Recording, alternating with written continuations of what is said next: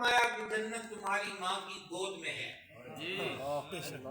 یہ بھی نہیں ہے کہ جنت تمہاری ماں کے سینے میں ہے، جنت تمہارے باپ کے سر پہ ہے، بلکہ فرمایا جنت تمہارے ماں باپ کے قدموں کے نیچے ہے۔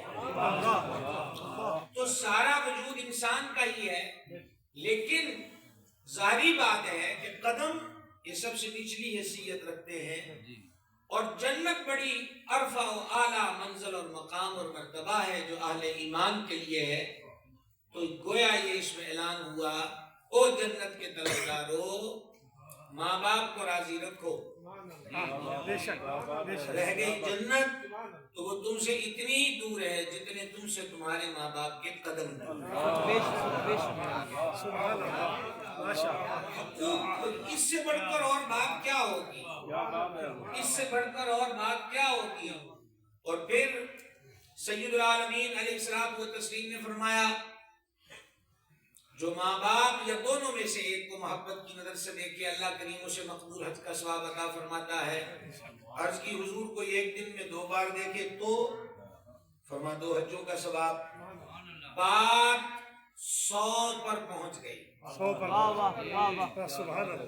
کہ ایک دن میں کتنی بار دیکھے؟ 100 بار۔ تو جانے عالم علیہ السلام نے جو فرمایا اس کا مفہوم یہ ہے تمہارا رب روز 100 حج کا ثواب دے، وہ اس معاملے میں عاجز نہیں ہے، اس کے خزانوں میں کمی نہیں ہے۔ ایک دن میں 100 بار بھی ماں باپ یا دونوں میں سے ایک کو دیکھا، لیکن دیکھا محبت سے، کیونکہ دیکھنا 2 طرح کا ہوتا ہے، غضب سے نفرت سے، محبت سے پیار سے۔ خبردار تیری آنکھ میں بھی ماں باپ کے لیے غضب نہ آئے، تیری آنکھ میں بھی بے ادبی کا پہلو پیدا نہ ہو۔ ماں کو دیکھ تو پیار سے، باپ کو دیکھ تو محبت سے۔ 100 بار بھی دیکھے گا تو اللہ کریم اسے 100 حجوں کا ثواب عطا فرمائے گا۔ میرے مرشد کریم، میرے مربی و مولا جن کی نگاہ فیض سے میں اس کرسی پر بیٹھا ہوں، میرے آقا نعمت سیدی و سندی کنزی و زخری پیر محمد عبدالرشید قادری رضوی قدس سرہ العزیز، پہلے دن جو مریدوں نے آیا ہے اس کا ہاتھ پکڑا ہوتا تھا، یہی حدیث پڑھتے اور فرماتے بندہ خدا جن کی زیارت کرنے سے مقبول حج کا ثواب ملتا ہے، اگر ان کی خدمت کر کے ان کا دل راضی کرو گے تو پھر رب کتنی مہربانی کا فرمائے۔ آج باپوں کی آنکھوں میں آنسو ہیں، مائیں تڑپتی اور دعائیاں دیتی نظر آتی ہیں۔ کبھی وہ زینت درگاہ مہرہ شریف حضرت والا جا مشفق اور کریم متبع حضرت خواجہ پیر محمد فاروق احمد مہروی دامہ اقبالہ کے پاس آئیں، اور کہیں وہ آئمہ مساجد علماء بیٹھے ہیں تو آپ کے پاس آئیں، مولوی جی نماز تو بعد دعا منگیا جے، کیا مسئلہ ہے؟ ساتھ ہی باپ کی آنکھوں میں آنسو آ جاتے ہیں کہ میرا بچہ مجھ سے بدتمیزی کرتا ہے، اکھڑ کر بولتا ہے، تکلیف دیتا ہے۔ مائیں روتی ہیں، اور یہ حضور پر نور علیہ السلام نے قیامت کی نشانیاں بیان کرتے ہوئے پہلے سے فرما دیا کہ میری امت پر یہ وقت آئے گا کہ انسان اپنے دوست کو اپنے باپ پر ترجیح دے گا اور بیوی کو اپنی ماں پر ترجیح دے گا۔ اور صحیح بخاری کے اندر تو یہ لفظ ہے کہ میری امت پر یہ وقت آئے گا کہ عورت اپنے آقا کو جنم دے گی، باندی اپنے آقا کو جنم دے گی۔ محدثین نے اس پر کلام کیا، باندی اپنے آقا کو جنم دے گی سے کیا مراد ہے؟ کہا ایک تو یہی کہ وہ عورت صحیح معنوں میں باندی ہوگی، لیکن اس کی کوکھ سے جنم لینے والا بادشاہ ہوگا۔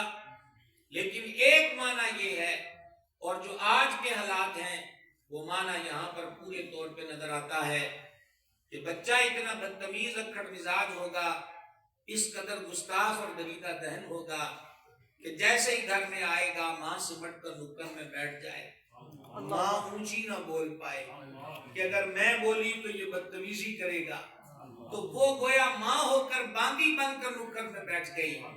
اللہ کے حبیب اقدس علیہ السلام نے اس کی طرف اشارہ کیا، باہر لوگوں میں بیٹھ کے مسکراتا ہے، ساری خوشیاں باہر تقسیم کراتا ہے۔ جس مائی باپ نے تیری خوشیوں کے لیے اپنی ساری خوشیاں قربان کر دی، جب گھر میں آتا ہے تو آتے ہی ان کو ستاتا ہے۔ میں آپ سے یہ گزارش کر رہا تھا کہ اس وقت میں ہر دوسرے سے تیسرا گھر پریشان ہے، ماں پریشان ہے، باپ پریشان ہے، اولاد کہنے میں نہیں ہے، اکڑ مزاج ہے۔ یہ کل ہی کی بات ہے کہ میں ایک جگہ تقریر کر رہا تھا تو دوران بیان میں نے یہی بات کہی کہ آج کل سوشل میڈیا کو دیکھ کر بچے ہاتھوں سے نکل گئے اور ابے کو ایموشنلی بلیک میل کرتے، مجھے یہی موبائل لے کر دو، نہیں میں نے زہر والی گولیاں کھا لینی ہے۔ آپ یقین مانے وہ تقریر کرنے کے بعد اچھا بھلا آدمی وہ اپنے بچے کو بلا رہا تھا اور کہا جی یہ دیکھیں جو تم نے تقریر میں کہا ہے، اس کو دیکھیں، پوچھیں کہ اس کی عمر موبائل لینے والی ہے۔ تو پھر مجھے مزید تسلی ہوئی کہ میں ہوا میں باتیں نہیں کر رہا، گھر نہیں تو تیسرا چوتھا گھر اس مشکل اور دقت میں مبتلا ہے۔ دعا کرو جی بیٹا قابو میں نہیں ہے، بیٹی کہنا نہیں مانتی، قصور تو ابے کا بھی ہے کہ جب بے قابو ہوا تو اب مولوی صاحب اور پیر صاحب کے پاس کیوں لائے؟ حق تو یہ تھا کہ پہلے دل لے آتے۔ اور دوسری چبھتی ہوئی بات ہے، پہلی کلاس سے لے کے 16 پڑھا دی، ڈگریوں اور ڈپلوموں تک لے گئے، چھوٹی عمر سے اس کو بڑا بیگ جو اس کا ہم وزن تھا وہ اٹھوایا، اس کے بیگ میں ہر کتاب تھی پر وہ کتاب نہ ڈالی جو کتاب یہ کہتی ہے وَبِالْوَالِدَيْنِ إِحْسَانًا، اپنے ماں باپ کے ساتھ اچھا سلوک کرو۔ وہ کتاب اس کو کیوں نہیں پڑھائی جس میں یہ فرمایا کہ جب بھی بات کرنی ہے اکڑ کے نہیں، سختی سے نہیں، بدتمیزی سے نہیں، قولاً کریما، تعظیم کے ساتھ، احترام کے ساتھ، نرمی کے ساتھ ان کے ساتھ بات کرنی ہے۔ تو قصور تو ابے کا بھی ہے کہ ساری کمائی وہاں جھونک دی کہ جس کا نتیجہ یہ نکلا، کاش وہ مدرسے وہ خانقاہیں جن کی مسجدوں کے سپیکروں سے صبح اعلان ہوتا ہے کہ اپنے بچوں کو اٹھائیں اور بھیجیں ہم ان کو قرآن پڑھائیں۔ ہمارے اداروں کے گیٹوں پر گویا جلی حروف میں لکھا ہے کوئی داخلہ فیس نہیں، کوئی بہانہ فیس نہیں، بچہ ہمیں دیجئے 2 وقت کا کھانا بھی ہوگا، کن کو ڈھانپنا بھی ہوگا، بیمار پڑ جائے تو دوائی بھی کھلائیں گے۔ لیکن اتنی پیشکشوں کے باوجود بھی صبح سڑک پہ نکل کر فیصلہ کر لیجئے کہ بھاری فیسیں بھر کر اس طرف جانے والوں کی تعداد کتنی ہے، اور کربلا والوں کی نیزوں پر تلاوت قرآن کو بیان کرنے کے بعد صرف کھچڑا کھا کے گھروں میں واپس جا کر قرآن پڑھانے والوں کے ساتھ وہ تعداد کتنی ہے؟ بے شک، بہت اعلیٰ، بہت اعلیٰ۔ سرکار ذی وقار نوجوانان جنت کے سردار امام عرش مقام حضور پر نور سرکار سیدنا سید الشہداء امام حسین علی جدہ الکریم وعلیہ الصلاۃ والتسلیم کی ذات بابرکات کو دیکھے نیزے پر قرآن پڑھا۔ تو یہ کیا اس لیے ہے کہ میں تقریر کروں کہ سید نے نیزے پہ قرآن پڑھا اور آپ مجھ پر نوٹ نچھاور کریں، مجمع میں ایک ہلچل سی پیدا ہو، 2-4 جذباتی نعرے لگیں اور ہم اپنے گھر اور آپ اپنے گھر، کیا نوکے نیزہ پہ قرآن اس لیے پڑھا؟